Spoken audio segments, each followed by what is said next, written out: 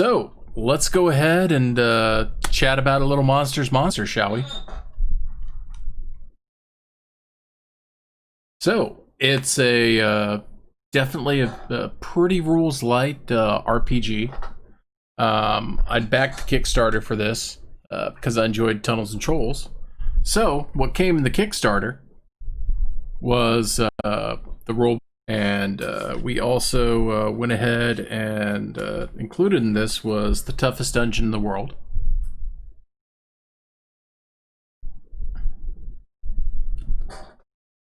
And then finally, I went ahead and sprung the extra to go ahead and get the Game Master screen.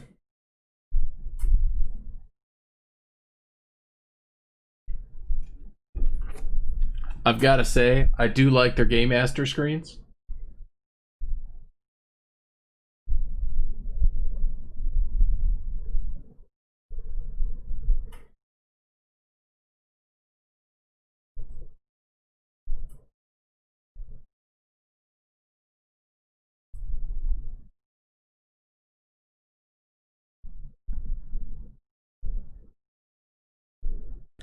A nice little gimme on this was they went ahead and threw in the paper miniatures, which are printed on the back cover of one of the products in here.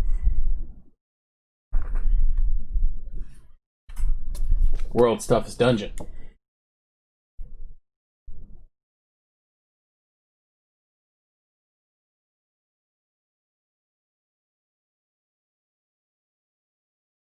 So it's nice to not have to wreck something nice and new that you just bought. So, what's all the hubbub about? Basically, Monsters gives you the opportunity to, instead of being the heroes who come into a dungeon, you are actually the monsters who would populate the dungeon, or you might be in your own city of monsters, going out and trying to save yourself from the menace of these foreign invaders who are trying to enter into your territory.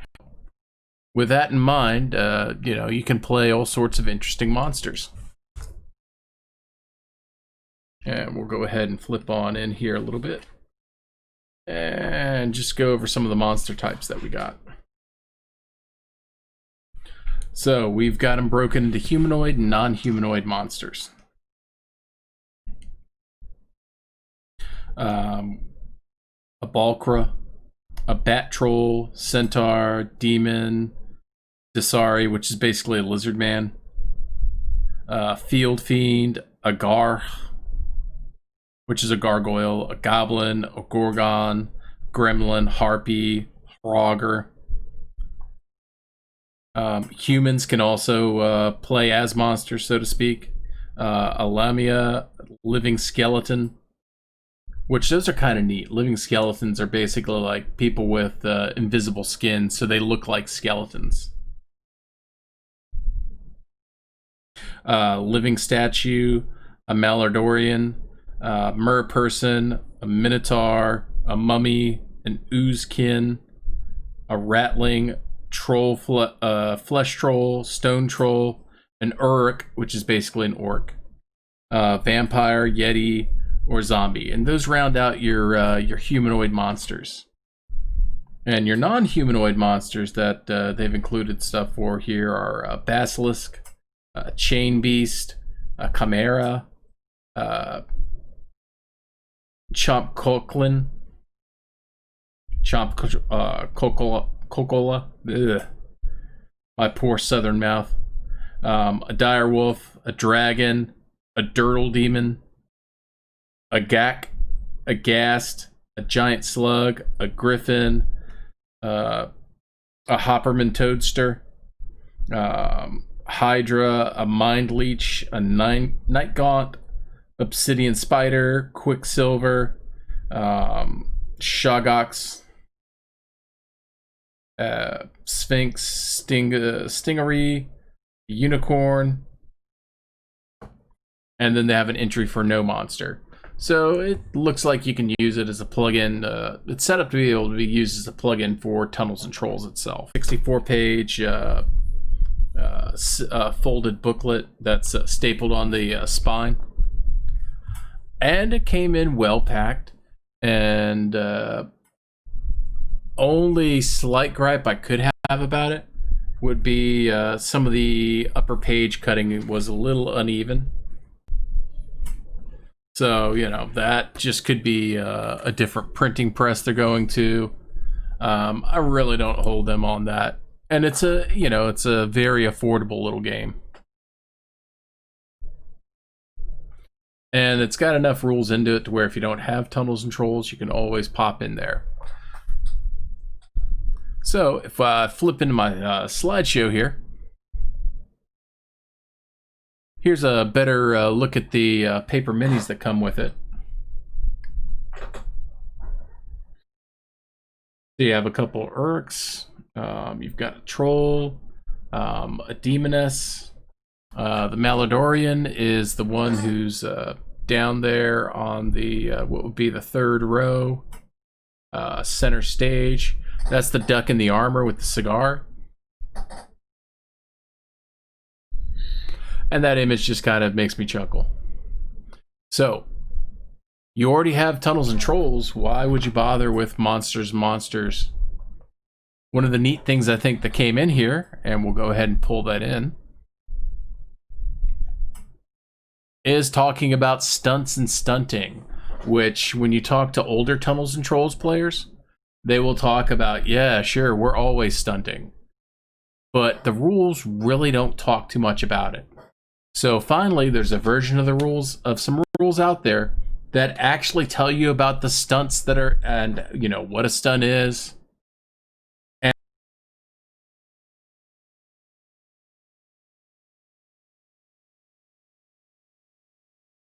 so one of the great things with Tunnels and Trolls, and honestly, this really goes out to any role-playing game.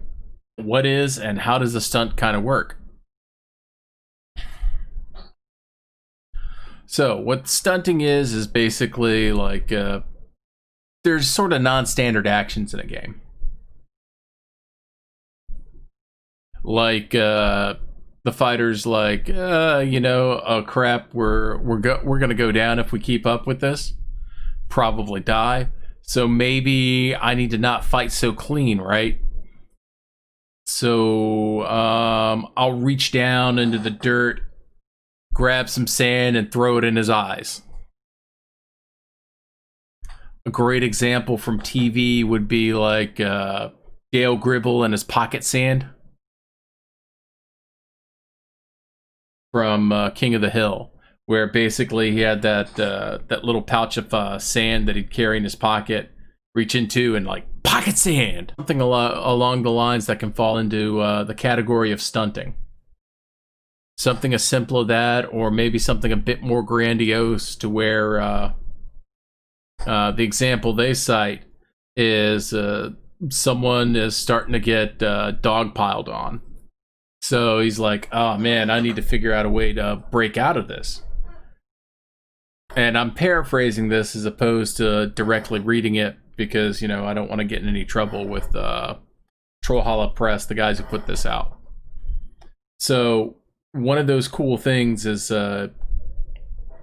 basically the guy's like, okay, I want to drop down and then kick the ankles out from these guys who are attacking me and then run away. So at that point, the game master decides, all right, well, you know, what would we need to be able to drop down? You know, and then, you know, what we need to be able to do to kick their ankles out. And that type of play in games is something that's kind of fallen a bit by the wayside with challenge ratings and stuff in Dungeons and Dragons. People are expecting more fair encounters, and they expect to be able to beat them, and they've gotten out of that habit of like of adventure preservation, right? Where, you know, I should not be trying this because, you know, the game master's made a balanced encounter, and I know that, you know, I have a very good chance of succeeding. It might be hard, but, you know, I can succeed.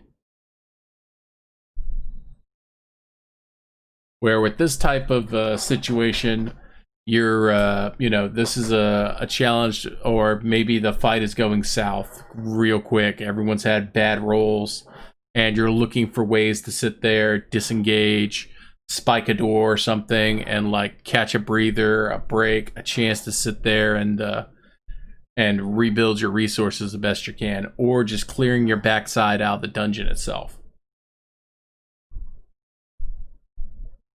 So that's what stunning allows you to do.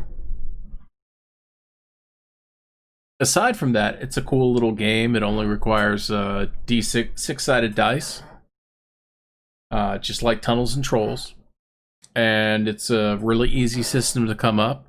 You can play a lot of the adventures that were written for well, did I pull it? Yeah, I should have a character sheet in here. Let's go ahead and pull that up. All right, so I've got a character sheet up on the screen at this point. And as you can see, we've got our name, our kindred. So instead of doing races, they actually call these kindred.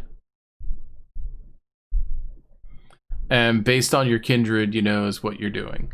In Tunnels and Trolls, there's two type of kindred. There's goodkin and illkin.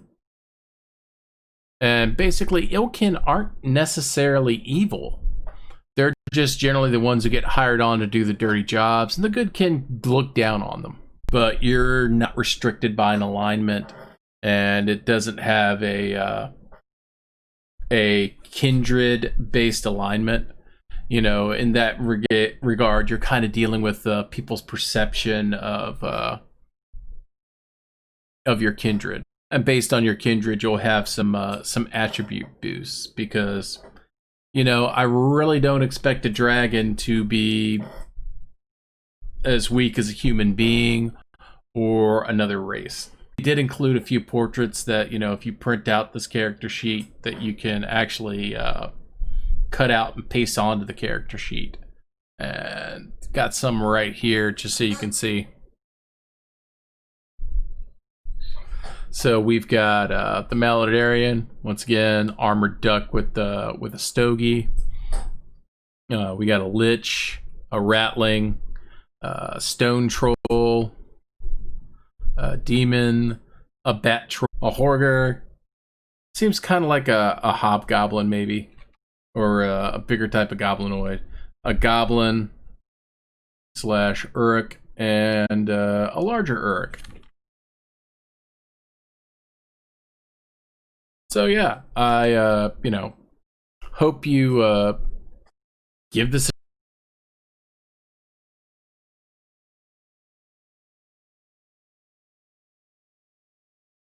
evening. Thank you for joining me, and good night. Wash your hands. Make sure that you wash your hands at least 20 seconds. Wear a mask when you're out. Try to avoid touching your face with your hands, especially when you're out. And socially distance. Thank you. Take care and have a great night.